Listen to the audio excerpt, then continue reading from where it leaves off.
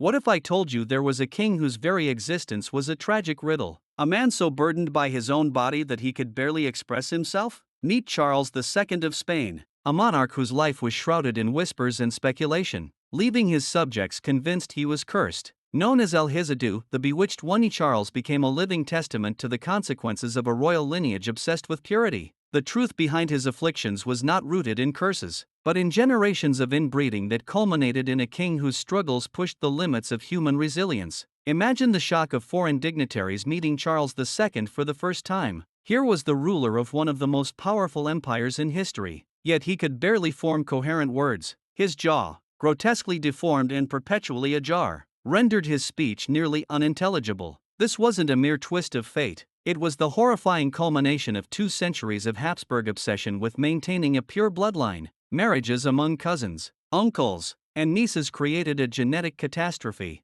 leaving him with a mouth that betrayed him at every royal address. But the jaw deformity was just the beginning. At only 35 years old, Charles looked like a fragile child trapped in an adult's body, standing barely 5 feet tall. His disproportionately large head bobbed precariously on a weak neck, while his limbs appeared skeletal. A stark reminder of his family's tragic legacy. He couldn't even walk until he was 8 years old. Most children are taking their first steps by their first birthday, yet Charles spent years shuffling from wall to wall, relying on furniture for support, a living embodiment of his family's genetic folly. As his physical form deteriorated, so too did his mind. Charles struggled with basic comprehension well into adulthood. His emotional responses mirrored those of a toddler, throwing tantrums over minor inconveniences. Court records reveal accounts of his violent outbursts, followed by long periods of withdrawal. The most powerful ruler in Europe was, tragically, a man perpetually trapped in silence. When traditional medicine failed to provide answers, the Spanish court turned to the supernatural. Exorcisms became a bizarre spectacle, with priests proclaiming that Charles was possessed by demons. These theatrical rituals forced nobles and dignitaries to witness their king writhing in agony. A tragic performance that blurred the lines between desperation and delusion. Father Diaz,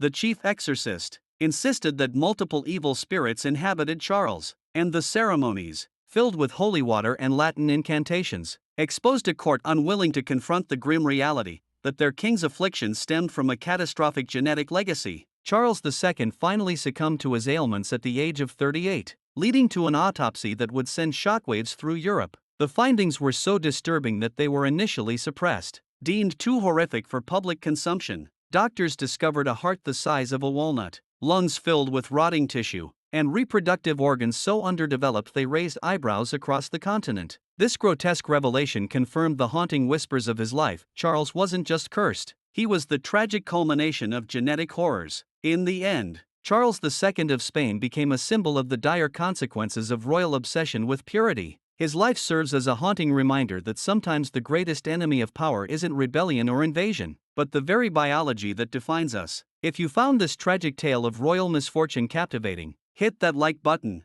subscribe for more astonishing historical revelations, and share in the comments what other mysteries from history you'd like us to explore next.